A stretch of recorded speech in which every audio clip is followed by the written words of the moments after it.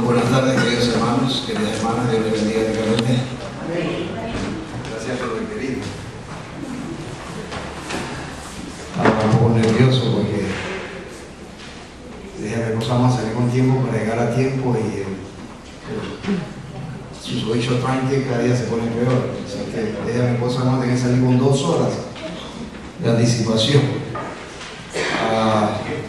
Antes de comenzar el tema, quisiera tomar un par de minutos para compartir una información con ustedes. Tenemos que agradecerle a nuestra casa editora YATPA, que está preparando un material muy especial para la iglesia, y que quisiera motivar a los hermanos que les gusta ir más allá de la frontera. No se conforman solo con lo que reciben en los cultos y clases, sino que le gusta investigar más. Y YATPA ha sacado 2 extraordinarios libros que los he traído, que son parte de la colección clásicos del adventismo. Yo siempre lo digo en una forma radical para mostrar la importancia. Quizás no es la mejor manera, pero no lo voy a decir así radical en esta tarde, pero yo siempre he dicho: todo buen anciano de iglesia y todo buen líder no se puede dar el lujo de no tener en su biblioteca 2 colecciones que YATPA está preparando. No ha salido más en una, siguen saliendo en esta del clásico del adventismo. Ya se han preparado 15 tomos de este clásico del adventismo, y estos tomos, si usted quiere ser un extraordinario líder y un extraordinario adventista, no puede dejar de leer estos libros y estudiarlos. Después que usted estudie estos libros, los lea a conciencia y los estudie, usted conoce lo que es el zoom de la experiencia y de la vida adventista del séptimo día. Como le dije, son 17, lo dice el pastor, pero uno está numerado 17. Lo que pasa es que el número 12 no ha salido, porque es un libro que fue escrito por John Ellis Andrews, que se llama Historia del sábado y el domingo, y no ha salido a la luz pública porque YATPA ha tenido el desafío de tener que actualizar toda la información que en el tiempo del doctor Andrews, del pastor Andrews, era válida, pero que está obsoleta en nuestros días. Ese es el único de los 17 que no ha salido todavía de la imprenta, y lo estamos esperando con ansias. Y estos 2 son los últimos que se han preparado, y estos 2 tomos son la traducción. El 16 quizás no, porque hay cierto material que fue repetido en otros libros, pero son la traducción de 2 libros que la iglesia preparó en la década de los 80, cuando la iglesia enfrentó la crisis del doctor de Montfort. Yo no sé si algunos, los que tenemos algunos años en la iglesia, quizás lo sepamos, los más nuevos no, pero en la década de los 80 la iglesia sufrió una crisis, no sé si decirle crisis, pero un desafío muy fuerte. Uno de nuestros más grandes teólogos en esa época, el doctor de Montfort, comenzó a predicar en contra de lo que es la enseñanza tradicional adventista del día de la expiación, el juicio investigador previo al advenimiento. Entonces la iglesia lo llamó, le dio 6 meses de licencia con goce de salario. Miren cómo la iglesia adventista es muy especial. Eso no lo hace cualquier empresa. 6 meses con goce de salario. O sea, no es que le dijeron, bueno, tiene licencia, no ve cómo vive. No, la iglesia le siguió pagando su salario y le dio 6 meses de licencia para que él preparara por escrito su enseñanza. Y preparó un volumen así como 900 páginas. Y luego que estuvo, ese material fue enviado a 124 teólogos, líderes, maestros de Biblia de todo el mundo en la iglesia adventista, para que lo leyeran, lo estudiaran, y luego en Glacier View, California, en uno de los campamentos que es de la iglesia en la edición norteamericana, se reunieron todos esos teólogos. No fueron los 124, fueron como 104, los otros no pudieron ir. pero había suficiente representatividad mundial. Note que no fue solo de Estados Unidos, sino en todo el mundo, donde por una semana los teólogos y líderes y administradores y maestros de Biblia se reunieron con Desmond Ford a analizar su documento. Entonces la iglesia le mostró a Desmond Ford que estaba equivocado y le pidió por favor que no siguiera predicando públicamente sobre estos asuntos. Y bueno, oraron, se abrazaron, como es costumbre en la iglesia adventista, nosotros no nos ponemos a pelear ni a picarnos los ojos ni nada, sino en un espíritu cristiano. Se despidieron. El doctor Desmond Ford no obedeció a la iglesia y lamentablemente más adelante tuvo que retirarle las credenciales como pastor. Ya no pudo seguir trabajando como profesor. Él trabajaba en el Pacific Union College en ese tiempo, era profesor en Australia, en nuestra universidad de Australia, y Estados Unidos lo trasladó hacia los centros teológicos adventistas más importantes en Norteamérica, y lamentablemente todo lo que hizo la iglesia para salvarlo no resultó en nada positivo. Él siguió siendo adventista, la iglesia, él era miembro de la iglesia de Loma Linda, y noten, ¿y por qué estoy tomando tiempo para esto? Porque hermanos, me gusta hacer conciencia que la iglesia adventista no es cualquier iglesia. Amén. La iglesia adventista tiene procedimientos especiales y maneras muy especiales dirigidas por Dios. Entonces, aunque él estaba predicando una herejía, la asociación general, ni la asociación general, ni las divisiones, ni las uniones, ni los campos locales borran miembros de iglesia. Esa es una función solo de la iglesia local. Los únicos miembros que borra una junta directiva de una misión o asociación son aquellos que pertenecen a la iglesia de la misión o la asociación, son los únicos. Pero aparte de eso, la asociación no puede venir a una iglesia y decir: mire, este hermano está en apostasía, borre. No puede. Es la iglesia la que tiene que tomar la iniciativa. Y aunque él estaba predicando apostasía y otras cosas, o sea, apostasía, digo, una doctrina diferente, la iglesia de Loma Linda nunca le dio de baja ni lo desfraternizó. Así que él sigue siendo adventista. Y colorín colorado, pues la iglesia contenta sigue adelante. Entonces, estos dos libros, esta es la traducción de un libro más grueso, el doble de estos, solo que ya ha puesto los artículos y los tratados más importantes para la iglesia, que produjo la iglesia con el doctor Gordon Hyde como editor. Fue la primera publicación que hizo la iglesia, titulada El Santuario y la Expiación, estudios bíblicos, teológicos, históricos. Frank Holbrook, mejor dicho, fue el editor. Dije Gordon Hyde. Gordon Hyde fue en la de hermenéutica en 1972-74. Así que se produjo, este fue el primer libro que la iglesia produjo en respuesta a la crisis del doctor Desmond Ford, y luego la Asociación General formó una comisión llamada Comisión de Daniel y Apocalipsis, y produjo a lo largo de casi una década de trabajo 7 libros para que la iglesia fuera ilustrada, y esta es la traducción del tomo número 5 de esa serie. Ya YATPA ha publicado en español 3 libros de eso. El número 2, este es el 4º libro que ya YATPA. Los otros 2 uno tratan de Daniel, simposio sobre Daniel, y los otros 2 simposios sobre Apocalipsis, tomo 1 y tomo 2. Y este sería el 4º libro de la serie producida por la Comisión Mundial de Daniel y Apocalipsis. Así que yo se los recomiendo. Estos son estudios bíblicos, teológicos e históricos. ¿Cuál es la diferencia, pastor?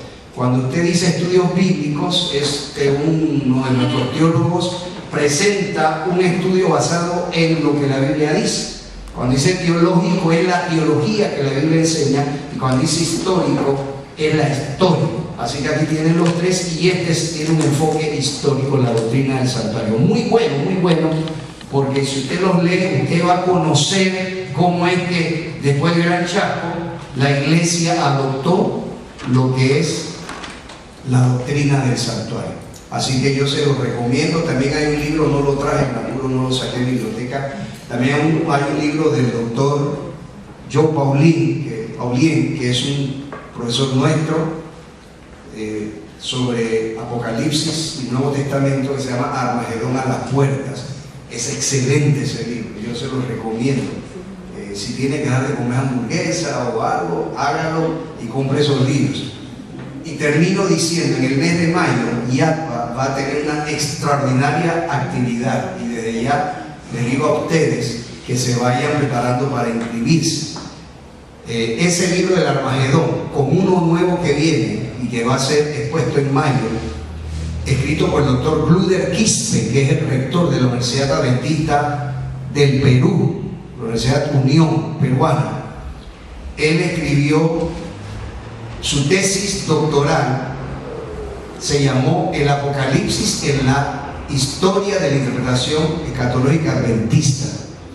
Y él, esa tesis, IATPA la ha tomado, la ha revisado y ha preparado un excelente libro que en esa actividad de mayo va a venir el doctor John Paulien y el doctor Quispe, y vamos a tener ese fin de semana un extraordinario simposio, congreso, no sé cómo le van a llamar ellos, se puede llamar simposio, congreso sobre el Apocalipsis. Así que prepárense. La inscripción para eso va a ser el paquetito que ha preparado IATPA de El Armagedón está a las puertas, del doctor John Paulien, y el libro del doctor Bluder Quispe, que se llama El Apocalipsis en la historia de la Iglesia Adventista, más o menos. Esos libros, hermanos, si queremos tener un conocimiento claro sobre el santuario y Apocalipsis y escatología, no hay que dejar de leerlos, ¿no? Así que, disculpen, yo no estoy haciendo esto porque estoy hablando de una comisión ni nada, sino que dice la Biblia: mi pueblo perece por falta de conocimiento. El pueblo perece por falta. A mí me da tristeza. Yo he dicho al pastor Atencio, cada vez que entro a la agencia y veo toda esa colección ahí, yo digo, yo no sé por qué la iglesia, y digo no sé por qué porque yo no soy administrador, yo soy un director de departamento, yo no soy administrador, así que esa decisión le queda en la mano. Pero cada vez que entro a la agencia y veo esos libros, como que se me, para que esos libros circulen entre los ancianos de la iglesia, hay que hacer algún seminario, alguna escuela bíblica. Yo le lancé la idea el otro día a él y a la hermana Farley, oye, me pongo a la disposición si quiere para preparar material, PowerPoints, para poder promocionar esos libros, porque como digo, es una pena. Estos libros eran llegar a la agencia y eran acabarse como pan caliente. Por eso es que estoy tomando estos minutitos para promocionar esta colegio. Si usted lee estos libros, usted no va a seguir siendo el mismo. Su experiencia adventista va a cambiar. Bueno, suficiente por eso. Vamos a lo que nos trajeron. Perdonen pues, pastor, lo trajimos para predicar, no para promocionar libros de ella. Bueno, perdonen pues, bueno, ahora esta cosa se me puso loca.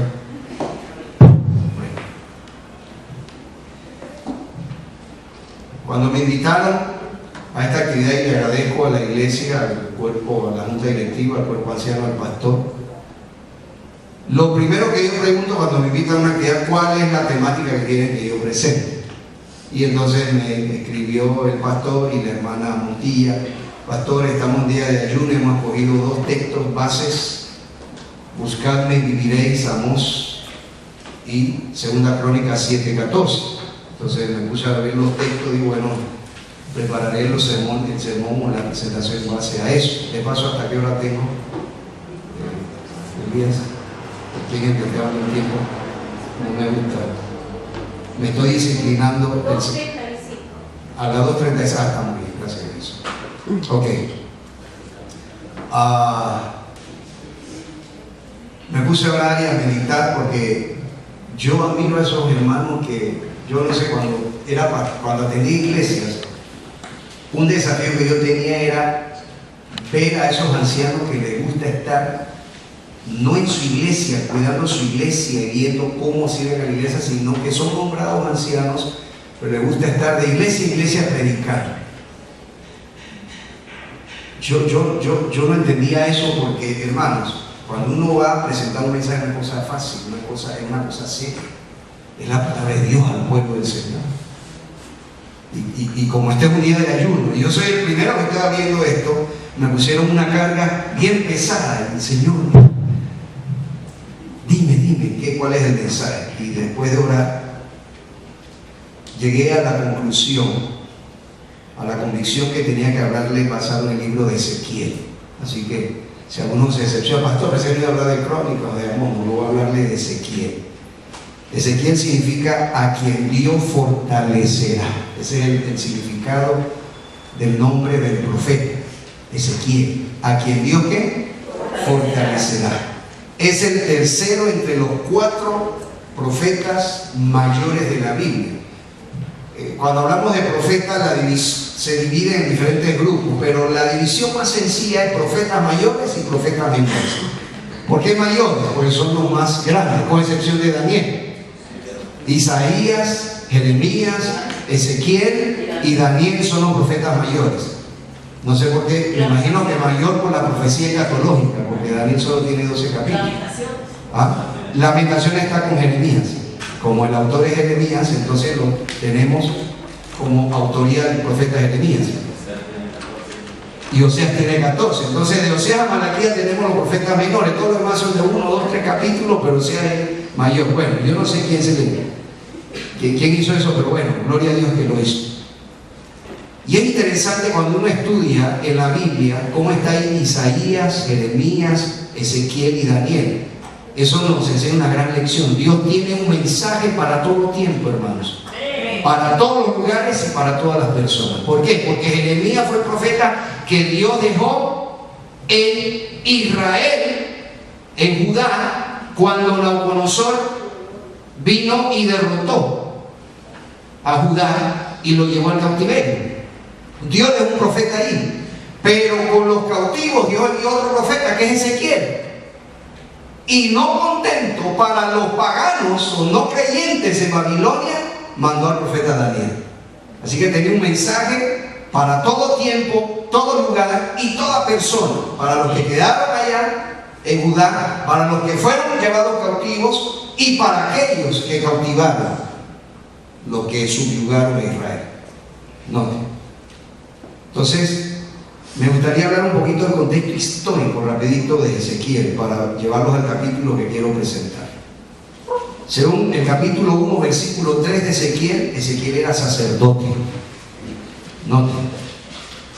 Capítulo 1, versículo 2, dice que su mensaje llega en el 5º año del cautiverio del rey Joaquín.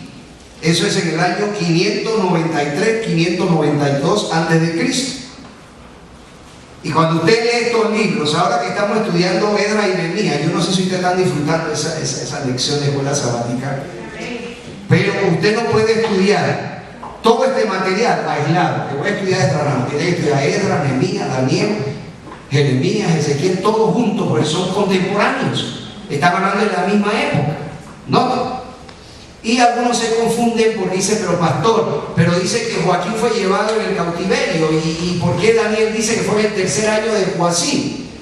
Pues el ataque, le voy a explicar rapidito para que usted, si tenga alguna duda histórica del tiempo, la tenga clarita. El ataque de Babilonia a Jerusalén fue en 3 fechas diferentes. La primera fue en el año 605, como dice Daniel 1.1, que fue el 3er año de Joacim. Fue el año 605 a.C. Pero Nabucodonosor no era un rey malo, era un rey bueno, así que no los golpeó mucho, solo los subyugó. No sabemos cuántos cautivos se llevaron a Babilonia, pero el rey que quedó después, Joacim, se portó mal con Babilonia, y dice la Biblia que tuvo que llegar Nabucodonosor y atacarlo por segunda vez en el 597. Aquí es donde Ezequiel es llevado cautivo y prisionero a Babilonia, ¿no?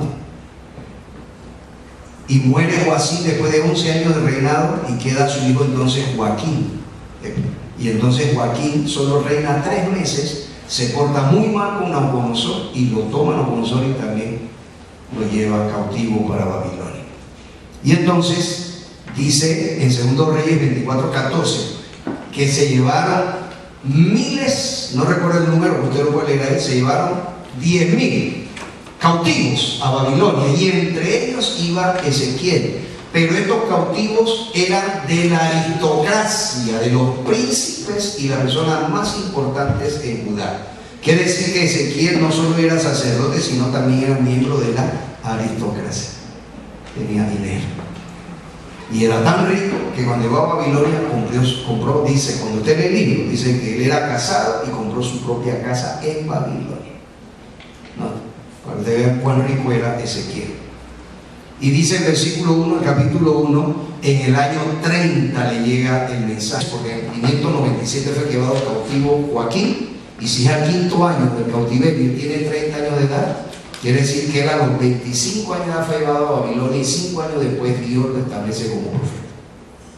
Por eso a veces las fechas parecen aburridas en la Biblia, pero son importantes para que usted tenga todo el cuadro.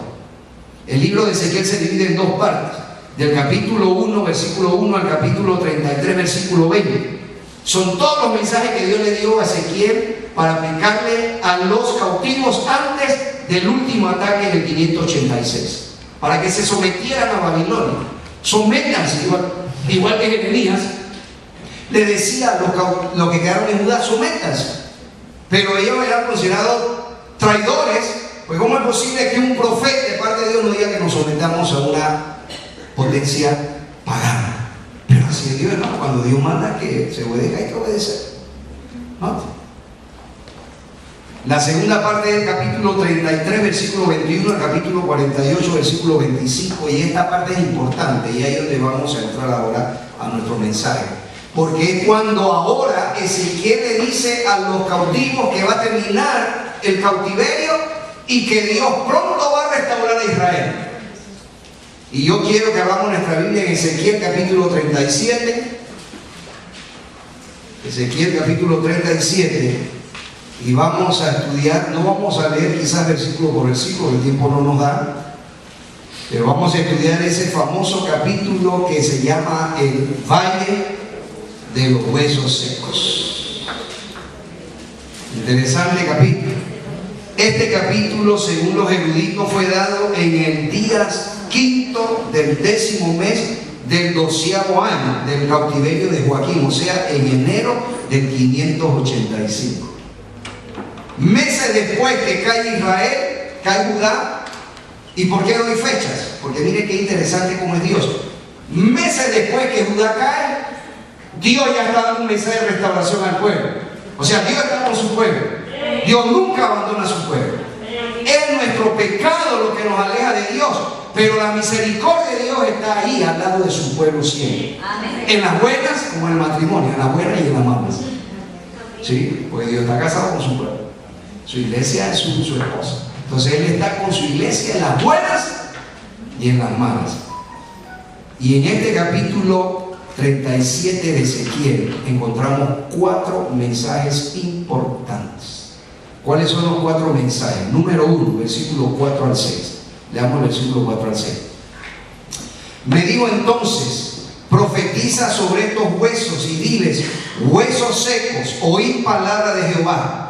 Así dice el Señor Jehová a estos huesos: he aquí yo haré entrar espíritu en vosotros y viviréis, y pondré tendones sobre vosotros, haré crecer sobre vosotros la carne, os cubriré de piel, y pondré en vosotros espíritu y viviréis, y sabréis que yo soy Jehová.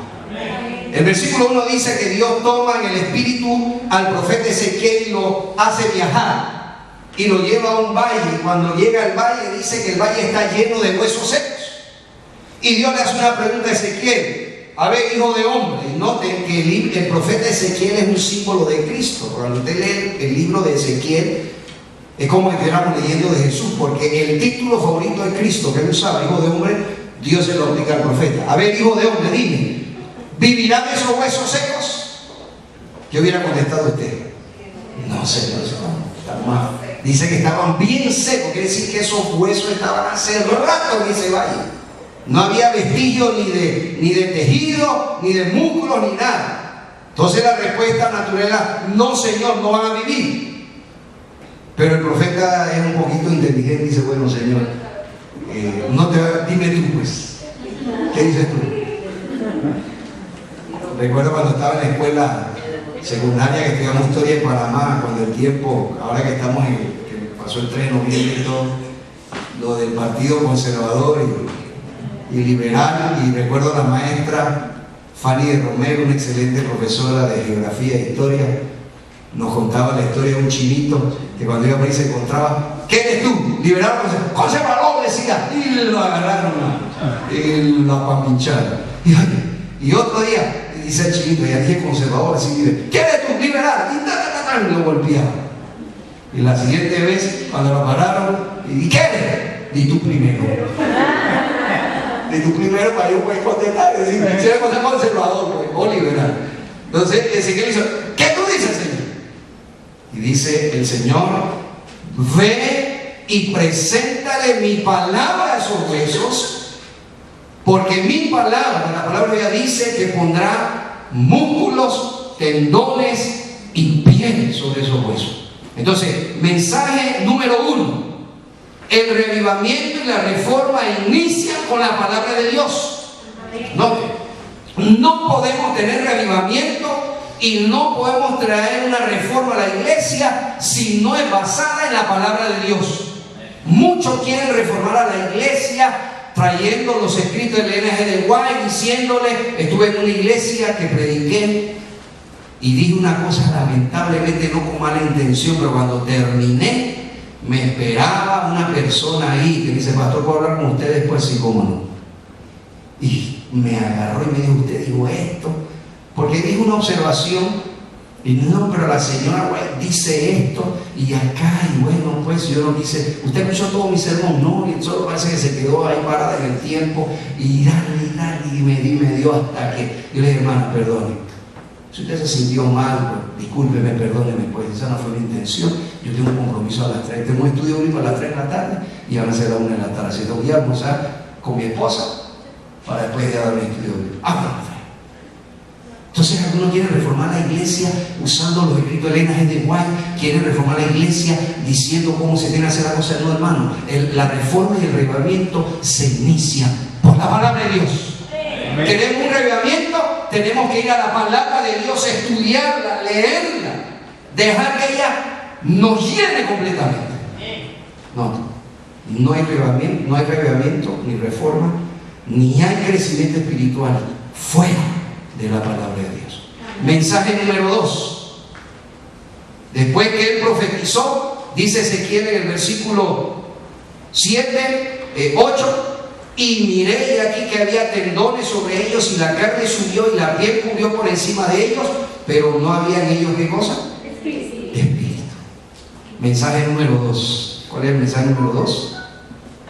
El Espíritu Santo es el único que da vida. ¿No? Hermanos, en la iglesia, el único que puede transformar a las personas y cambiarlas es el Espíritu Santo. No es el pastor, ni su oratoria, ni su verba, ni la capacidad. El único que transforma a las personas es el Espíritu Santo. Así que si usted quiere que alguien cambie o usted quiere cambiar, tenemos que llevar nuestra vida o la vida de esa persona aquí al Espíritu Santo. No puede haber cambios en el Espíritu Santo, porque dice que Ezequiel presentó la poderosa palabra del Señor, que tiene la promesa de Dios. Por eso comienza el evento con la Biblia, porque ella tiene las promesas de Dios. Pero cuando él profetizó, dice que estaban ahí, pero ahora ya no eran huesos secos, sino cuerpos, pero cuerpos como inertes, sin vida. Y Dios le tuvo que decir, mira Ezequiel, profetiza de nuevo y dile, versículo 9, entonces me dijo, profetiza al Espíritu, profetiza, hijo de hombre, y di al Espíritu, así dice el Señor Jehová, Espíritu, vete a los 4 vientos y sopla sobre estos muertos y vivirán. Entonces, lección número 1, el revivamiento no se va a dar si no iniciamos ¿con quién? Con la palabra de Dios. Pero aunque presentemos la palabra de Dios, hay un segundo elemento fundamental y significativo, y es que el Espíritu Santo es el único que da vida. Yo puedo predicar muy bonito y presentar esto, pero solo el Espíritu Santo es el que puede venir y llenar nuestros huesos secos de carne, tendones, piel, músculo y darnos vida completamente. Lección número 3. Cuando usted ve cómo Dios hizo la cosa, primero los huesos estaban todos regados, pero cuando Ezequiel vino y profetizó la primera vez y dijo huesos secos, Dios le va a poner tendones, músculos y piel. Dice la Biblia, describe que cada hueso se fue poniendo ¿dónde? En su lugar, y cuando se formó el esqueleto, luego se llenó de carne y músculos y tendones. Y cuando Ezequiel vio ahí, no sé si ustedes han visto, imagino que han visto un cuerpo humano sin piel, ¿verdad?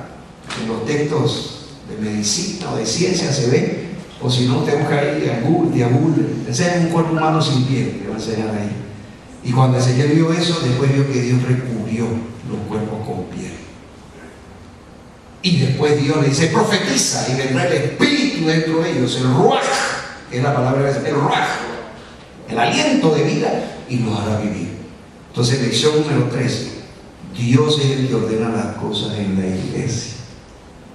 Hace unas semanas atrás, hace unos días atrás, estuve en una actividad como esta, en otra iglesia nuestra, y antes de presenté mi mensaje, pero me estaba pidiendo pedir una oración especial, y escuché a una de las personas que estaba ahí encargada, sí, hermano, que hay que orar por la asociación y la unión, que los ataques. Y mira, hermano, le voy a decir una cosa, esta iglesia es la niña de los ojos del Señor. Y si ella es la niña de los ojos del Señor, yo no voy a dejar que nadie toque su iglesia. Y cuando usted ve que aparentemente se levantan ataques contra la iglesia, no se preocupe, porque dice la señora White, esta iglesia parece que va a caer, parece que va a caer, pero dice ella, no caerá, sino que se convertirá de la iglesia militante a la iglesia ¿qué? Triunfante. No va a caer, será zarandeada, será sacudida, pero mientras la iglesia se mantenga en las manos de Jesús, que soplen vientos, sobre lo que sea, haya terremoto, la iglesia seguirá segura hasta el final. Así que Dios le pone las cosas en orden en la iglesia. Yo no sé por qué que mire que lo que está saliendo en internet, que en las redes sociales, que haga lo que quieran, hermano, pero Dios es el que está en el timón de esta iglesia, y Él va a poner en orden esta iglesia. Y si algo no está bien, no se preocupe, Dios que la ama tanto nos da la oportunidad. Si nosotros estamos haciendo mal, mire que hemos leído del rey en la lectura, 52 años reinó Usías y comenzó bien, pero después al final se puso chueco. Dios tiene paciencia, dice Vladimir, no te puse ahí para que hagas eso. Y Dios no es como nosotros los humanos, que al primer error, quítate, no sirve. Dios no deja equivocar, y nos da la oportunidad de mejorar los errores de la equivocación. Y nos da la oportunidad de mostrar que amamos a Jesús. Pero si yo, igual que el rey Usías, no quiero, me vuelvo arrogante, altanero, orgulloso, rebelde contra Dios, Dios va a resolver eso. ¿No? Entonces, si hay algo que no está bien en su iglesia, que alguno que nuestros adversarios están señalando, no se preocupe, Dios lo va a arreglar. No pierda de vista que nuestra tarea, un día alguien me dijo, pastor, mire hermano, yo le voy a decir una cosa, yo no soy ni presidente de la Unión, ni soy presidente de la Nación Interamericana, así que ese no es mi competencia. Yo soy director de Ministerio Personal y Escuela Sabática, y mi trabajo es inspirar a los laicos a trabajar por amor a Jesús y a estudiar la Biblia, a traer la lección de Escuela Sabática. A mí no me han dicho, pastor de los santos, su trabajo es ver si que las cosas anden bien en la iglesia. Así que mi trabajo no es ese. Yo tengo que hacer bien mi trabajo para cuando me llamen a rendir cuenta, yo puedo decir, sí, yo motivé, hice este congreso y los hermanos se enamoraron. Ese es mi trabajo. Y entonces, pastor, ¿qué? Me pongo a orar. Si la Biblia dice, lea Ezequiel 9, le dice al ángel, saca y ponle un sello, Ezequiel 9:4, a todos los que estamos orando por las abominaciones que están pasando en Jerusalén. Y hermanos, en la iglesia adventista no ha sucedido todavía lo que dice Ezequiel, que estaban los ancianos adorando el sol con la espalda contra la puerta de... ¿Usted ha visto eso en la iglesia adventista? ¿O usted ha visto que allá adentro tengan reptiles pintados en el cuarto pastoral y vienen los ancianos, hermano, vamos a adorar estos reptiles, aves, reptiles? Entonces yo no he visto eso. Entonces, las cosas no están mal en la iglesia. como algunos la quieren hacer ver. Dios va a poner las cosas en orden. Y la última lección: para Dios no hay nada imposible. ¿Por qué? Porque del versículo 11 usted lee, y no lo voy a leer porque ya me quedan un par de minutos nada más, tengo que ser fiel al cometido. Dice, Israel dice: nuestros huesos están secos y se ha perdido nuestra esperanza y estamos cortados del todo. Y dice Dios: no. Y miren qué cambio hace Dios. Dios no dice: los voy a reír, sino dice: los voy a sacar de sus sepulcros, de la sepultura. ¿Y acaso dice que los huesos estaban en la superficie de la tierra? Porque dice que están enterrados. Porque Dios le está diciendo al pueblo: aunque estuvieran ustedes enterrados, para mí no hay nada imposible. Yo lo voy a hacer vivir de nuevo. Y termina el capítulo del versículo 15 al versículo 28 diciéndole que aunque el reino del norte fue tomado por los asirios en el 722 y ahora ellos están cautivos por Babilonia, va a llegar el momento en que Él va a traer de vuelta a su pueblo y va a unir a Judá y a Efraín, y va a ser un solo reino, de lo que se hicieron dos en el tiempo de Roboam, hijo de Salomón.